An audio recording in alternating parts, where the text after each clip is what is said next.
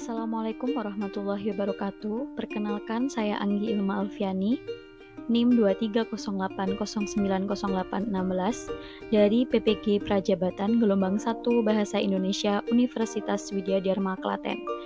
Di sini saya akan menjelaskan tentang topik 5 Filosofi Pendidikan Indonesia pada bagian aksi nyata dengan tema pendidikan yang berpihak pada peserta didik dan memerdekakan peserta didik dalam pendidikan abad ke-21 dengan dosen pengampu Profesor Dr. Esti Ismawati MPD.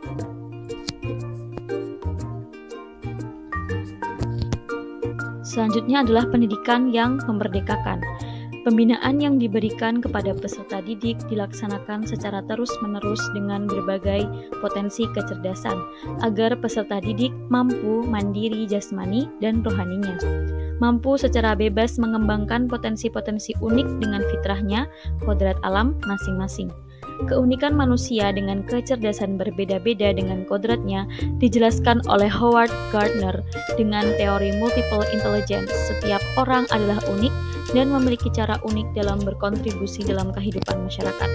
Kecerdasan ini adalah kemampuan untuk memecahkan masalah dan menciptakan produk yang bermanfaat bagi satu atau lebih budaya dalam masyarakat. Kecerdasan ini merupakan potensi alam menurut kehendak Tuhan. Progresivisme memandang bahwa lingkungan baik manusia dan non-manusia selalu berubah. Ini karena kemampuan manusia mempelajari hal-hal baru, memprediksi, dan mengantisipasi yang akan terjadi di masa depan. Menurut Barnardine, dalam dunia pendidikan, progresivisme berpendapat bahwa siswa harus diberi kebebasan melakukan eksperimen.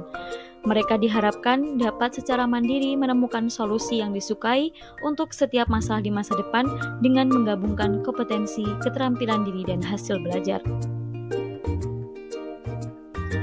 Pendidikan yang memerdekakan menurut Ki Hajar Dewantara. Konsep pendidikan Ki Hajar Dewantara berdasarkan atas asas kemerdekaan yang berarti manusia mendapatkan kebebasan dari Tuhan Yang Maha Esa dalam mengatur kehidupan yang dijalani sesuai dengan aturan masyarakat. Pendidikan menurut Ki Hajar Dewantara bertujuan untuk menuntun kodrat alam agar menjadi manusia merdeka secara fisik, mental, dan rohani. Manusia merdeka adalah orang yang mampu berkembang secara utuh, selaras dengan aspek kemanusiaan, mampu menghargai dan menghormati kemanusiaan orang lain. Mewujudkan merdeka belajar. Relevansi konsep pendidikan Ki Hajar Dewantara terletak pada aspek tujuan pendidikan, sistem pembelajaran, guru, dan siswa.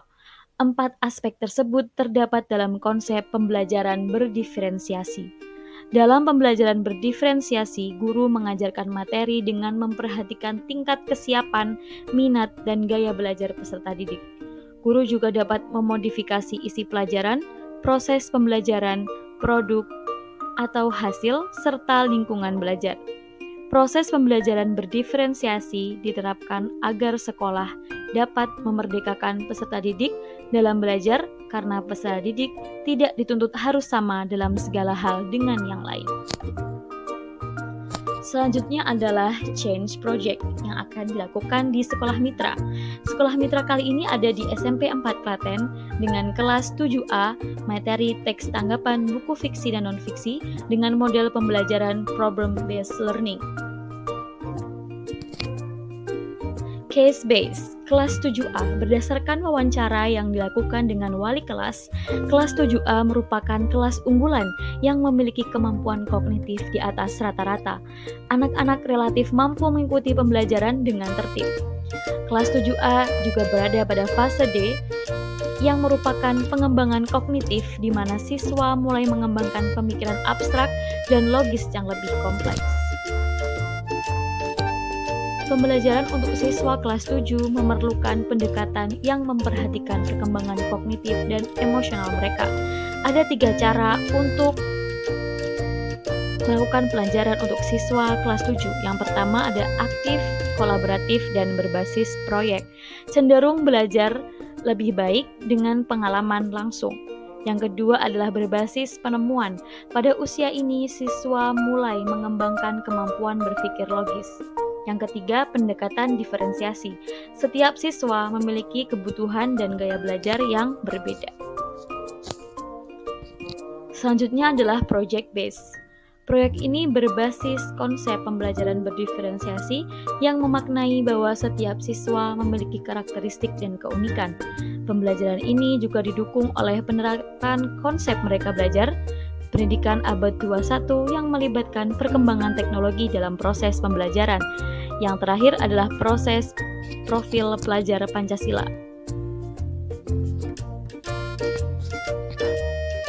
Alasan pemilihan proyek. Pengalaman belajar yang memiliki makna.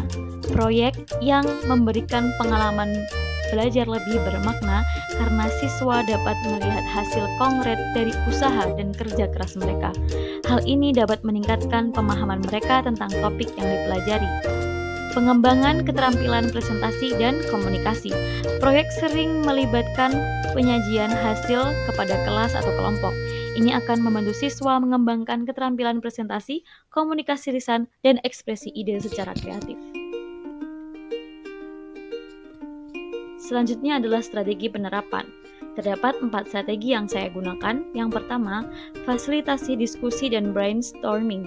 Fasilitasi diskusi dan brainstorming untuk memahami proyek, merumuskan ide-ide, dan merencanakan strategi pelaksanaan.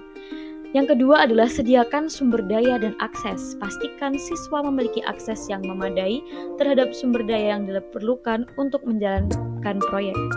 Dapat mencakup buku, peralatan khusus, dan lain sebagainya. Yang ketiga adalah monitoring. Melakukan monitoring terhadap proyek secara berkala dari satu kelompok ke kelompok lainnya. Yang terakhir adalah lingkungan belajar yang nyaman. Guru menyediakan lingkungan belajar yang nyaman seperti menggunakan perpustakaan sekolah dalam pengerjaan. Selanjutnya adalah skenario pembelajaran bagian pendahuluan. Yang pertama, guru membuka pelajaran dengan salam dan doa bersama. Kedua, guru memeriksa kebersihan kelas dan kerapihan peserta didik. Ketiga, guru mengisi presensi peserta didik. Keempat, guru bertanya kepada peserta didik tentang materi teks tanggapan yang telah dipelajari pada pertemuan sebelumnya.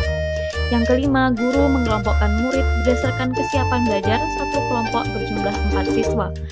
Yang keenam, guru memastikan satu kelompok memiliki satu buku fiksi dan buku non-fiksi.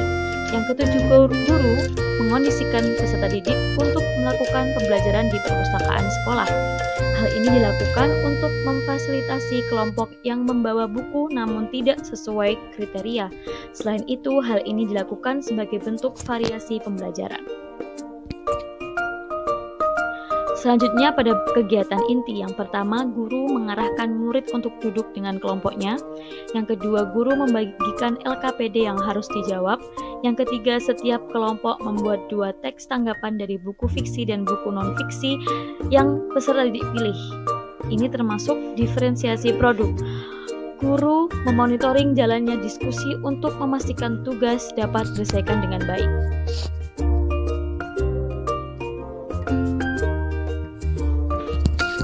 Selanjutnya, presentasi yang dilakukan secara berkelompok. Yang kedua, penilaian hasil. Guru melakukan penilaian dari segi struktur teks tanggapan, kebahasaan, dan presentasi. Siswa lain memperhatikan dan memberikan tanggapan. Yang ketiga, evaluasi. Guru memberikan umpan balik terhadap pengerjaan yang dilakukan oleh peserta didik. Guru memberikan komentar membangun tentang cara presentasi yang dilakukan oleh peserta didik. Yang terakhir adalah penutup. Guru melakukan refleksi terhadap pembelajaran ini. Apa hal yang sudah saya pelajari pada kegiatan ini? Apa kegiatan yang sulit dalam pembelajaran ini? Apa usaha yang akan saya lakukan untuk memperbaiki proses belajar ini? Yang kedua, guru menutup pembelajaran dan mengucapkan terima kasih kepada peserta didik sebagai apresiasi dikarenakan telah mengikuti pembelajaran dengan tertib. Sekian dari saya, terima kasih. Wassalamualaikum warahmatullahi wabarakatuh.